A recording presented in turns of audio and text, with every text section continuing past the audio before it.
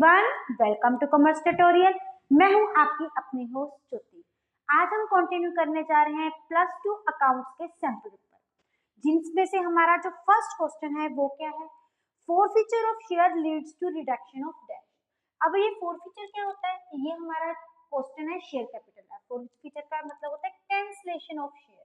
जब एक बार कंपनी कोई भी पब्लिक को शेयर्स इशू करके, और जब पब्लिक किसी भी कॉल्स की, जैसे कि शेयर्स को अलग अलग इंस्टॉलमेंट्स में डिवाइड किया जाता है, एक को एप्लीकेशन बोल देते हैं, अलॉटमेंट बोल देते हैं, फर्स्ट कॉल बोलते हैं, सेकंड एंड फाइनल कॉल बोल देते हैं। किसी भी की जब पेमेंट नहीं करता तो कंपनी उनके शेयर्स क्या कर देती है, कैंसिल कर लेती है। मतलब कंपनी पब्लिक से शेयर वापस ले लेती है, और इसको क्या बोलते हैं, फोरफीचर ऑफ शेयर। इसके साथ हमारे किस कैपिटल की रिडक्शन होती है। अब कैपिटल हमारी क्या होती है, तीन टाइप की होती है। एक होती है एथराइज्ड कैपिटल, जो कि हमारी नॉमिनल और रजिस्टर्ड कैपिटल होती है।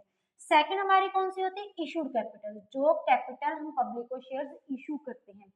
उनमें से जितने शेयर सब्सक्राइब किए जाते हैं, मेनली उन शेयर्स तक हमारी सारी की सारी कैलकुलेशन होती है। मेन वो जो शेयर कैपिटल है, ये दोनों एथराइज्ड और इशूड, इनको तो सिर्फ books of the balance sheet में शो किया जाता है, लेकिन जिसके साथ हम कैलकुलेशन मेन करते हैं वो हमारी कौन सी कैपिटल होती है, सब्सक्राइब कैपिटल। इट मींस इसके साथ हमारी कौन सी कैपिटल रिड्यूस होती है, सब्सक्राइब कैपिटल। सेकंड हमारा क्वेश्चन है, मूल limited issued 40,000 10% debenture of 100 each eight a rate of certain rate of discount. ये तो हमें पता है कि हम डिबेंचर पार पे भी इशू कर सकते हैं, डिस्काउंट पे भी इशू कर सकते हैं, प्रीमियम पे इशू कर सकते हैं। इस केस में हमने जो भी डिबेंचर्स इशू किए हैं वो किस पे किए हैं, डिस्काउंट पे किए हैं। And redeem at 20% of premium, लेकिन उसकी रिडम्पशन किस पे किया, हमने 20% ऑफ प्रीमियम में किया है। जब हम इशू करते हैं तो हमारी एंट्री क्या हो जाती है, रिसीविंग की तो सेम एंट्री होती है, लेकिन अलॉटमेंट के टाइम इसकी ड्यू करने की एंट्री हमारी क्या हो जाती है, that is allotment debenture allotment account debit. उसके बाद हमारा आ जाता है to discount on issue of shares account debit. To हमारे कितने परसेंट डिबेंचर्स हैं जी, हमारे 10% debenture, 10% debentures account debit. To ये हम प्रीमियम पे क्या कर रहे हैं, रिडीम कर रहे हैं, तो प्रीमियम हमारा क्या हो जाएगा, क्रेडिट। अगर प्रीमियम हमारा इशू पे होता तो हम क्या लिखते हैं, premium on issue of debentures, लेकिन इस केस में हम जो डिबेंचर्स है वो प्रीमियम क्या करते हैं, रिडीम कर रहे हैं, तो हम क्या लिखेंगे, premium on redemption of debentures account. अब देखो 100 रुपीज का हमारा क्या है, शेयर है, और 100 रुपीज में कितने परसेंट डिस्काउंट है ये तो हमें कुछ पता ही नहीं है, तो यहाँ पे डिस्काउंट की वैल्यू भी हमें कुछ नहीं पता। उसके बाद हमें बोला हुआ है कि प्रीमियम की रिडम्पशन हम कितने परसेंट पे कर रहे हैं, 20% पे कर रहे हैं। फेस वैल्यू 100 है तो हमारा प्रीमियम कितना है, 20। जब भी हम ये केस डिस्कस करते हैं तो जो हमारा प्रीमियम ऑन द रिडम्पशन होता है उसके इक्वल हमारी क्या आ जाती है, अमाउंट लॉस की, loss on the issue of debentures. अब इस लॉस में हमारी दोनों चीजें क्या होती है, इंक्लूड होती हैं। Loss on issue of debentures के हमारे दो पार्ट्स होते हैं। एक पार्ट किसको डिनोट करता है, हमारी डिस्काउंट को, जितने डिस्काउंट पे हमने डिबेंचर्स को इशू किया है। दूसरा किसको डिनोट करता है, premium on redemption of debentures को। और हर साल जब भी हमारे डिबेंचर इशू किए जाते हैं लॉस पे, तो उनको साथ के साथ राइट ऑफ भी को जरूर करते हैं। राइट ऑफ की हमारी एंट्री क्या हो जाती है, शेयर प्रीमियम अकाउंट डेबिट, और statement of profit and loss account debit to loss on issue of shares account. ये मैं आपको क्यों समझा रही हूँ, क्योंकि ये क्वेश्चन का कनेक्शन इसके साथ है। वो कैसे करेंगे सॉर्ट आउट, वो अभी हम देखते हैं। अब ये existing balance of share premium before the issue of debenture, जो हमारे सिक्योरिटी प्रीमियम का बैलेंस, सबसे पहले हम लॉस किस में से कवर करते हैं, सिक्योरिटी प्रीमियम से। अगर सिक्योरिटी प्रीमियम से प्रॉपरली कवर अप नहीं हो रहा तो फिर हम किसको डेबिट कर देते हैं, statement of profit and loss को। अगर सारे का सारा सिक्योरिटी प्रीमियम से कवर अप होता है तो हम प्रॉफिट एंड लॉस को डेबिट नहीं करते। जब हमने डिबेंचर इशू किए थे उससे पहले हमारा लॉस कितना था, 12 लाख का। After right of loss on the issue of debenture, मतलब यहाँ पे जब हमने ये वाला लॉस राइट ऑफ कर दिया, उसके बाद सिक्योरिटी प्रीमियम में बैलेंस कितना बचा हमारे पास, 2 lakh. At what rate of discount, हमने क्या फाइंड आउट करना है, परसेंटेज ऑफ डिस्काउंट, कि हमारे डिस्काउंट का क्या रेट आ रहा है। अब देखिए सिक्योरिटी प्रीमियम में पहले हमारे पास बैलेंस कितना पड़ा था, 12 लाख का, लेकिन जब हमने यहाँ पे राइट ऑफ किया लॉस तो हमारे पास उसके बाद बैलेंस कितना हो गया, 2 लाख का। इट मीन्स हमारी टोटल लॉस की अमाउंट कितनी आ गई, 10 लाख। क्योंकि सारे का सारा लॉस, इसमें statement of profit and loss की कोई भी इंफॉर्मेशन नहीं गिवन। इट मीन्स जितना भी हमारा लॉस हो रहा है उनको हम प्रॉफिट एंड लॉस में से कवर अप ना करके सारे का सारा किस में से कर रहे हैं, सिक्योरिटी प्रीमियम से। पहले का बैलेंस कितना है 12 लाख और राइट ऑफ करने का बैलेंस बाद में कितना है 2 लाख। तो इट मीन्स हमारा लॉस टोटल कितना हो गया 10 लाख का। अब ये लॉस में से दो चीजें इन्वॉल्व होती हैं, ये टोटल हमारा कितना है 10 लाख का है। अब डिस्काउंट और प्रॉफिट और रिडम्पशन ऑफ डिबेंचर्स, लेकिन इस क्वेश्चन में हमें ये बता दिया कि हमने रिडम्पशन कितने परसेंट प्रीमियम में कर रहे हैं, 20% प्रीमियम पे कर रहे हैं। तो 100 का 20% कितना हो गया हमारे पास 20। हमारे टोटल शेयर इशूड कितने हैं 40 इंटू 20 कितना हो गया हमारा 8 लाख। मीन्स इस 10 लाख में से 8 लाख किसका हमारा premium amount redemption of debentures का। तो हमारी डिस्काउंट की अमाउंट कितनी आ गई 2 लाख की, क्योंकि ये दोनों का इनका क्या है कॉम्बिनेशन है। अब ये डिस्काउंट किस पे हम कैलकुलेट करते हैं, हमेशा फेस वैल्यू ऑफ डिबेंचर्स पे, चाहे वो प्रीमियम हो चाहे वो डिस्काउंट हो, ये दोनों किस पे कैलकुलेट किए जाते हैं, always face value of debenture. It means discount is equal to debenture into rate upon 100। ये हमारा क्या बन जाएगा फॉर्मूला, क्योंकि ये किस पे किया जाता है फेस वैल्यू पे फाइंड आउट किया जाता है। अब हमारे डिस्काउंट की अमाउंट कितनी है 2 लाख इक्वल टू डिबेंचर्स कितने 40,000 और कितनी की प्राइस है हमारी 100। तो ये टोटल कितनी होगी हमारी 40 लाख इंटू रेट अपॉन 100। ये 2 0 0 से कैंसिल होगी, ये 1 2 3 4 1 2 3 4 से कैंसिल होगी, 4 5 20। इट मीन्स हमारा रेट ऑफ डिस्काउंट कितना आ गया 5%। ये बहुत इंपॉर्टेंट क्वेश्चन है फ्रॉम एमसीक्यूज या 2 मार्क्स के क्वेश्चन के लिए। थर्ड हमारा क्वेश्चन क्या है, हमारी फर्म में दो पार्टनर्स हैं ए और बी और उनका शेयर कितना है 3:2। Balance of building shows at 1,60,000 और जब हमारी एडमिशन हुई तो उस टाइम पे हमारी जो बैलेंस शीट में बिल्डिंग की प्राइस थी वो कितनी थी 1,60,000। She was admitted as a new partner, हमारी फर्म में एक नया पार्टनर है जिसका नाम क्या है सी, फॉर 1/4 शेयर और उसका शेयर कितना है हमारा 1/4 है। The building was under valued bye 20%। जो हमने बिल्डिंग की प्राइस शो की हुई थी, अंडर वैल्यूएशन का मतलब क्या होता है कम होना, वो 20% से कम की थी। कई बार बिल्डिंग की वैल्यू ओवर वैल्यूएशन भी हो सकती है, अंडर वैल्यूएशन भी हो सकती है, लेकिन हमारा रूल है कि हमने उसको किस पे करना है 100% पे करना है। अगर कोई ऐसा भी कोई रूल आ जाए तो हमारी बिल्डिंग की करेक्ट वैल्यू का फार्मूला क्या है, हमारी बिल्डिंग की बुक वैल्यू जितनी हमारी गिवन है बुक्स में इंटू 100 अपॉन 100 माइनस रेट। ये 100 माइनस रेट किस केस में होता है, जब क्या होती है अंडर वैल्यूएशन होती है। अगर सपोज करो ओवर वैल्यूएशन हो तो हमारा फार्मूला क्या हो जाएगा 100 प्लस रेट। इस केस में हमारी बिल्डिंग की क्या किया हुआ है अंडर वैल्यूड किया हुआ है। तो बिल्डिंग की वैल्यू हमारे पास कितनी है 1,60,000 इंटू 100 अपॉन 100 माइनस 20, क्योंकि रेट हम यहाँ पे कौन सा केस है अंडर वैल्यूएशन का केस है। अंडर वैल्यूएशन मतलब कम होना, फॉर्मूले को लर्न करने की जरूरत नहीं है। अंडर वैल्यूएशन का मतलब होता है कम होना, कम में हम क्या कर देंगे माइनस।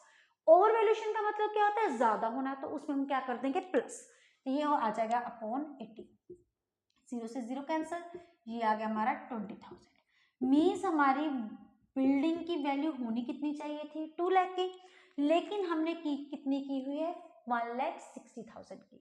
तो 40,000 का क्या आ गया हमारा प्रॉफिट, ये हमारा क्या हो गया गेन आ गया, क्योंकि ये कहाँ पे शो करेंगे increase in the value of assets हमेशा कौन से साइड पे शो करते हैं डेबिट साइड पे, जिसके कारण सॉरी क्रेडिट साइड पे।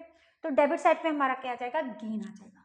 तो इस गेन को हम ओल्ड पार्टनर्स में कभी भी जब भी रिवैल्यूएशन रियलाइजेशन अकाउंट का गेन या लॉस होता है उसको हम कौन सी रेशो में डिवाइड करते हैं, हमारी ओल्ड रेशो में। हमारी ओल्ड रेशो कितनी है 3:2 ए और बी। तो इनका शेयर कितना आ जाएगा 40/5, ये हमारा क्या 8 8 3 24 8 2 16,000, ये क्या आ जाएगा इनका पर्टिकुलर शेयर आ जाएगा। अगर आप इनका स्क्रीनशॉट लेना चाहते हैं तो ले सकते हैं।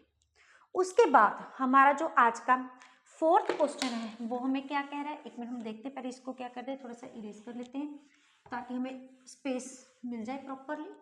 नेक्स्ट हमारा क्वेश्चन क्या है, a profit earned by the firm after retaining the 15,000 to its reserve was 75,000। एक जो फर्म का प्रॉफिट कितना था वो 75,000 था, लेकिन ये रिजर्व में ट्रांसफर करने के बाद का था। एंड टोटल एसेट्स वर्थ, तो हमारी एसेट्स कितनी थी 10 लाख, लाइबिलिटीज कितनी थी 3 lakh. Value of goodwill as per the capitalisation of average profit was 50,000। यहाँ पे अमाउंट गिवन नहीं है, हमारी गुडविल की वैल्यूएशन हमने कितनी की हुई है, it goes to be the 50,000। और हमने क्या फाइंड आउट करना है, नॉर्मल रेट ऑफ रिटर्न। जब भी ये क्वेश्चन आ जाए तो हमने कंफ्यूज नहीं होना, जो हमें इंफॉर्मेशन गिवन है उससे रिजर्व हमने क्वेश्चन शुरू करना है। अब ये गुडविल के वैल्यूएशन करने के अलग अलग मेथड्स होते हैं। इस केस में उन्होंने क्या बोला है, as per the capitalisation of average profit. इस केस में हमारा गुडविल का फार्मूला क्या होता है, that is capitalisation of average profit minus normal profit. यहाँ पे नॉर्मल प्रॉफिट हमें की है, ये हमारी गिवन इंफॉर्मेशन है। नॉर्मल प्रॉफिट हमारा कितना है, 75 प्लस 15 हमारा क्या है, 90,000। अब गुडविल की वैल्यूएशन हमारे पास क्या है, 15,000 equal to capitalisation of average profit minus normal profit हमारे पास कितना है, it goes to be the 50,000 90,000। यहाँ पे सॉरी, यहाँ पे हमारे क्या आ जाएगा, कैपिटल एम्प्लॉयड। यहाँ पे हम लेते हैं हमेशा कैपिटल एम्प्लॉयड। कैपिटल एम्प्लॉयड हमारी क्या है, अब ये हमारे पास एसेट्स है, ये हमारे पास क्या है, liabilities. That is assets minus liabilities. अगर हम दोनों को माइनस करेंगे तो हमारे पास क्या आ जाएगा, 7 लाख। अब जो यहाँ पे माइनस है वो उधर जाके क्या हो जाएगा, प्लस। तो कैपिटलाइजेशन ऑफ एवरेज प्रॉफिट हमारे पास कितना आ जाएगा, 70,000, 7,50,000। अब further capitalisation of average profit का हमारे पास फार्मूला क्या होता है, कैपिटलाइजेशन करनी है, it means into 100 upon normal rate of return. ये हमारे पास क्या है, 7,50,000। इस केस में एवरेज प्रॉफिट क्या आ चुका है हमारा, 90,000। It is into 100 upon normal rate of return equal to 7,50,000। ये क्या हो जाएंगे, क्रॉस मल्टीप्लाई। क्रॉस मल्टीप्लाई होने के बाद ये बन जाएगी 90,000 into 100 upon 7,50,000 is equal to normal rate of return. तो हमारे पास नॉर्मल रेट ऑफ रिटर्न क्या आ जाएगी, हम अभी कैलकुलेट करते हैं। That is 90,000 into 100 upon 7,50,000। ये हमारे पास क्या आंसर आ गया, 12%। मीन्स रिवर्स नेचर में हमने क्वेश्चन को शुरू करना है, जो जो वैल्यूज पुट की हैं उनको पुट करके हमारे पास एंड में क्या आ जाएगा, आंसर आ जाएगा। अब फिफ्थ क्वेश्चन हमारे पास क्या है, मोहित हैड अप्लाइड फॉर, अगर आप इसका पहले स्क्रीनशॉट लेना चाहते हो तो आप ले सकते हैं। ये था हमारा क्वेश्चन नंबर 4। अब इसके बाद हम स्टार्ट डाउन करने लगे हैं हमारा क्वेश्चन नंबर 5, जो कि हमारे फोरफीचर ऑफ शेयर्स के साथ रिलेटेड है। बहुत ही इजी क्वेश्चन है, देखने में थोड़ा सा।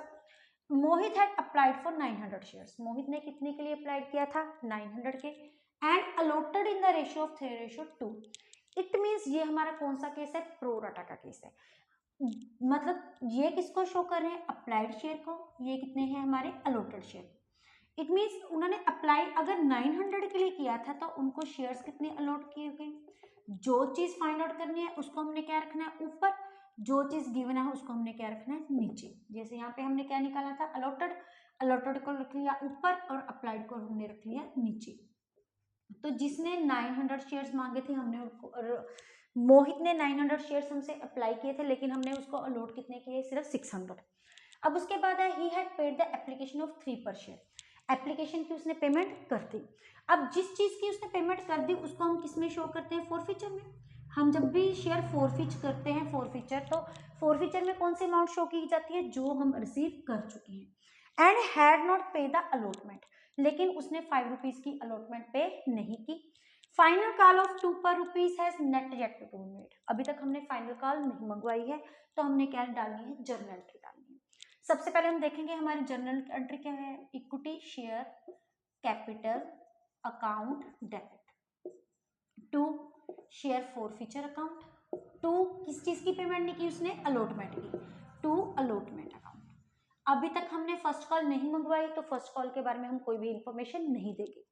शेयर कैपिटल में हमारा क्या रूल होता है, जा तो फेस वैल्यू जितनी हमने कॉल्ड अप या फिर कॉल्ड अप अमाउंट, जितनी हमने कॉल्ड अप किया हम वो शो करेंगे या फेस वैल्यू शो करेंगे।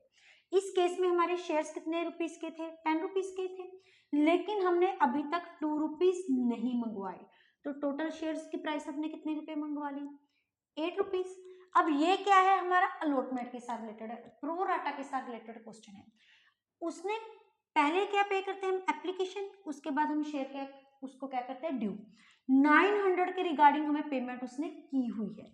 अगर उसने 900 के रिगार्डिंग हमें पेमेंट की हुई है, तो हमारे पास कितने शेयर्स की प्राइस 600 हमने उसको अलॉट किए, 600 इंटू 8 कितना आ गया हमारा 4800, क्योंकि उसने शेयर्स कितने अलॉट किए हैं 608, उनकी प्राइस कॉल्ड अप है तो यहाँ पे क्या गया 4800। लेकिन एप्लीकेशन में उसने हमें 900 के अकॉर्डिंग शेयर्स की पेमेंट एप्लीकेशन मनी पे किया, क्योंकि उसने मांगे कितने के थे 900 शेयर्स मांगे थे, लेकिन हमने उसको 900 अलॉट नहीं किए। जो एक्स्ट्रा पैसा आया हुआ था हमने कहाँ पे एडजस्ट कर दिया, नेक्स्ट कॉल, नेक्स्ट इंस्टॉलमेंट, जो कि हमारी कौन सी है अलॉटमेंट। अगर 900 के अकॉर्डिंग हमारे पास एप्लीकेशन मनी यहाँ पे कितनी है, यहाँ पे हमें एप्लीकेशन मनी के बारे में इंटू 3 दैट इज 2700, तो रिमेनिंग हमारी वैल्यू कितनी आ जाएगी, इट गोज टू 2100 हमारी कहाँ पे आ जाएगी अलॉटमेंट में। नेक्स्ट क्वेश्चन हमारा 6th question, A company for feature 6000 of 10 each, उसने 6000 जो शेयर्स है वो फॉर फीचर कर दिए और एक की प्राइस हमारे पास कितनी है 10 rupees, and final only application money of 3 rupees has been paid, और सिर्फ उसने किसकी पेमेंट कितनी की है एप्लीकेशन मनी की। मीन्स इस केस में जो हमारी फोर फीचर की अमाउंट है वो कितने रुपीज की है 3 रुपीज की, एंड 4000 शेयर री इशूड फॉर 12, लेकिन हमने जो शेयर इशूड किए हैं वो 12 रुपीज के रिगार्डिंग इशू किए हैं। Calculate the amount of capital reserve, पहले आपको एक जर्नल एंट्रीज की हेल्प से बताती हूँ, फिर उसके बाद इसका शॉर्टकट मेथड कि इस क्वेश्चन को हम 1 सेकंड में या 1 मिनट में हम कैसे सॉल्व करें। पहले हम प्रॉपर एक जर्नल एंट्री देखते हैं। सबसे पहले जब हमने शेयर फॉरफीचर की तो हमारी एंट्री क्या हुई, share capital account debit to share forfeiture account to share allotment account. ये होगा कि उसने एप्लीकेशन की बस पेमेंट की है और किसी की भी कुछ भी पेमेंट नहीं की। कितने के शेयर हैं 10 रुपीज के। उसके बाद हमारी एप्लीकेशन मनी जो हमने रिसीव कर लिया वो कितनी है 3 रुपीज, तो इट मीन्स उतना उसने 7 रुपीज की पेमेंट नहीं की, तो यहाँ पे हम डायरेक्ट क्या लिख देंगे कॉल्स इन अरियर। रीजन यहाँ पे इस बात की इंफॉर्मेशन नहीं गिवन कि कितने रुपीज अलॉटमेंट किए या कितने रुपीज कॉल्स किए। कितने शेयर है हमारे 6000, यहाँ पे हमारा कितना आ जाएगा 60,000, 6 3 द 18,000 एंड 6 7 द 42,000। ये हमारी किसकी होगी फॉरफीचर की एंट्री। फिर उसके बाद क्या आएगी रीइशू की एंट्री, बैंक अकाउंट डेबिट। अगर यहाँ पे किसी भी शेयर्स को डिस्काउंट पे इशू किया जाता तो हमने फॉरफीचर को क्या करना था डेबिट, लेकिन इस केस में हमने शेयर्स डिस्काउंट में इशू करने के बजाय किस पे इशू किए हैं, we had issued at the premium, तो क्या आ जाएगा to share capital account to share premium account. अब 2 रुपीज प्रीमियम के हैं, 10 रुपीज हमारे किसके हैं कैपिटल के हैं, तो टोटल हमारे पास कितने हो गए 12। कितने शेयर्स हमने रीइशू किए हैं 4000, 4 3 12 4 द 48,000, 10 द 40,000 और नीचे हमारे पास क्या आ जाएगा 8,000, क्योंकि 4000 के अकॉर्डिंग हमने की है। उसके बाद नेक्स्ट एंट्री हमारी क्या आ जाती है share forfeiture account debit to capital reserve account. अब यही शेयर्स हमने 6000 फॉरफीचर किए थे, लेकिन पार्शियल शेयर क्या किए गए रीइशू किए गए हैं, तो फॉरफीचर की टोटल अमाउंट कितनी हो जाएगी 6000, क्योंकि हमने किसके रिगार्डिंग शेयर्स ट्रांसफर करने कैपिटल रिजर्व में 4000 के रिगार्डिंग, जितने हमने रीइशू किए हैं अपॉन जितने हमने क्या किए हैं फॉरफीचर किए हैं। यहाँ पे हमारी अमाउंट कितनी आ रही है that is goes to be 18,000, 6 3 the 18, यहाँ पे भी 12,000 और यहाँ पे भी 12,000, क्योंकि यहाँ पे डेबिट फॉरफीचर नहीं है। अगर फॉरफीचर अकाउंट डेबिट होगा था तो हमने दोनों को माइनस करके अमाउंट लेनी थी। ये तो हमारा हो गया एक लॉन्ग मेथड। अगर हम इसको शॉर्ट तक मेथड से किए शॉर्ट की से करें तो देखिए कितने रुपीज हैं हमारे पास जो हमने रिसीव किए हुए हैं फॉरफीचर में 3 रुपीज, और कितने शेयर्स हमने रीइशू किए 4000। हम एक्चुअली 4000 के रिगार्डिंग फॉरफीचर में कितनी अमाउंट शो करते हैं जितनी हम शेयर्स के रिगार्डिंग रिसीव कर लेते हैं। अब हमने इसको क्या करना है 6000 तो फॉरफीचर किए हैं, हमारी कैलकुलेशन किसके साथ होनी चाहिए सिर्फ रीइशू के साथ, तो ये हमारी कौन सी आएगी 12,000 डायरेक्ट अमाउंट आ गई, क्योंकि 3 रुपीज हम किस में रिसीव किए हुए थे एप्लीकेशन में, और कोई पैसा रिसीव नहीं किया था। रीइशू हमारे शेयर्स कितने हैं 4000 है, और ये जो शेयर्स हैं वो किस पे इशू कर सकते हैं हम प्रीमियम पे इशू कर रहे हैं, तो इसका मतलब फॉरफीचर अकाउंट इसमें एग्जिस्ट ही नहीं कर रहा। फॉरफीचर अकाउंट तो तभी एग्जिस्ट करेगा ना अगर यहाँ पे हम डिस्काउंट पे इशू करेंगे। इट मीन्स 12,000 की 12,000 अमाउंट कहाँ पे रिजर्व ट्रांसफर हो जाएगी कैपिटल रिजर्व के साथ। उस केस में हमें ये तीनों जर्नल एंट्रीज डालने की कोई जरूरत नहीं है, बस जितने पैसे हमने रिसीव किए हैं उसको मल्टीप्लाई कर देंगे रीइशू के साथ, और जितनी अमाउंट आएगी उसमें से अगर डिस्काउंट होता है, सपोज करो ये प्रीमियम पे इशू ना करके हो सकता है ₹2 डिस्काउंट पे इशू किए होते हैं, तो ₹3 हमने रिसीव कर लिए। ₹2 का हमारा क्या होगा डिस्काउंट, रिमेनिंग ₹1 हम कहाँ पे ट्रांसफर करेंगे, कैपिटल रिजर्व में। कितने शेयर हम रीइशू कर रहे हैं, 4000, तो अमाउंट ट्रांसफर कितनी आ जाएगी, 4000। ये भी एक मेथड है। क्या करते हैं, जितने पैसे हमने रिसीव कर लिए वो किसको रिप्रेजेंट करेंगे, फॉरफीचर में। और कितने डिस्काउंट पे इशू कर रहे हैं, ₹2 के, क्योंकि ₹2 के डिस्काउंट पे इशू कर रहे हैं, क्योंकि जब भी हम दोबारा शेयर्स रीइशू करते हैं, अगर डिस्काउंट पे रीइशू करते हैं तो उसको हम क्या करते हैं, डेबिट। ये अमाउंट हमारी कौन सी होती है, क्रेडिट। दोनों की बैलेंसिंग कितनी आ गई, ₹1। कितने शेयर इशू किए हैं, 4000, तो direct transfer amount capital reserve में क्या आ जाएगी, 4000। अगर आप इनका स्क्रीनशॉट लेना चाहते हैं तो आप ले सकते हैं।